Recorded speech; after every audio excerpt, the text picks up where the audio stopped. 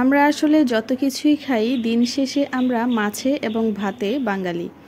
তো সুপ্রিয় দর্শক, আজকে তৈরি করে দেখাবো সুরমা মাছ ভুনা। সেজন্য আমাদের লাগবে রান্নার রেগুলার তেল, আর লাগবে পেঁয়াজ কুচি, কাঁচামরিচ কুচি। পেঁয়াজের পরিমাণটা একটু বেশি লাগবে, কারণ এখানে আমরা মাছটাকে ভুনা করব। আর লাগবে এখানে আদা, রসুন এবং জিরা। এই সবগুলো একসাথে হামানদিস্তায় আমি করে নিয়েছি, ক্রাশ করে নিয়েছি। তবে আপনারা চাইলে পেস্ট করেও দিতে পারেন। এভাবে করলে এটা যখন তেলে ভাজা হয় খেতে অনেক বেশি ভালো লাগে। আর এর মধ্যে দিয়ে দিয়েছি পাকা টমেটো, স্বাদ মতো লবণ, হলুদের গুঁড়া, মরিচের গুঁড়া। এখন এই সমস্ত উপকরণগুলো খুব ভালো করে নেড়েচেড়ে কষিয়ে নেব, যাতে করে মশলাটা পুড়ে না যায়। সেজন্য সামান্য একটু পানি দিতে হবে। আর চুলার ফ্লেমটাকে লো ফ্লেমে রেখে এই মশলাটা ভালো করে কষিয়ে নিব। মশলাটা যত ভালো কষানো হবে মাছটা খেতেও কিন্তু ততটাই ভালো হবে, কারণ মাছের এই রান্নার সময় মশলার কাঁচা গন্ধটা একদমই ভালো লাগে না।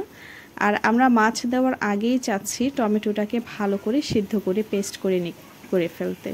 তো সেজন্য আমি মশলাটাকে ভালো করে কষিয়ে নিয়েছি। আর মাছটাকে আগেই ভালো করে ধুয়ে পরিষ্কার করে লেবুর রস দিয়ে মাখিয়ে রেখেছিলাম। তারপর আমরা মাছ এখানে দিয়ে ভালো করে কষিয়ে নিচ্ছি।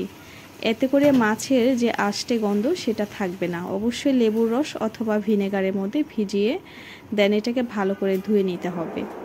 সামান্য একটু পানি দিয়ে এখন আমরা মাছটাকে ভালো করে কষিয়ে নিচ্ছি।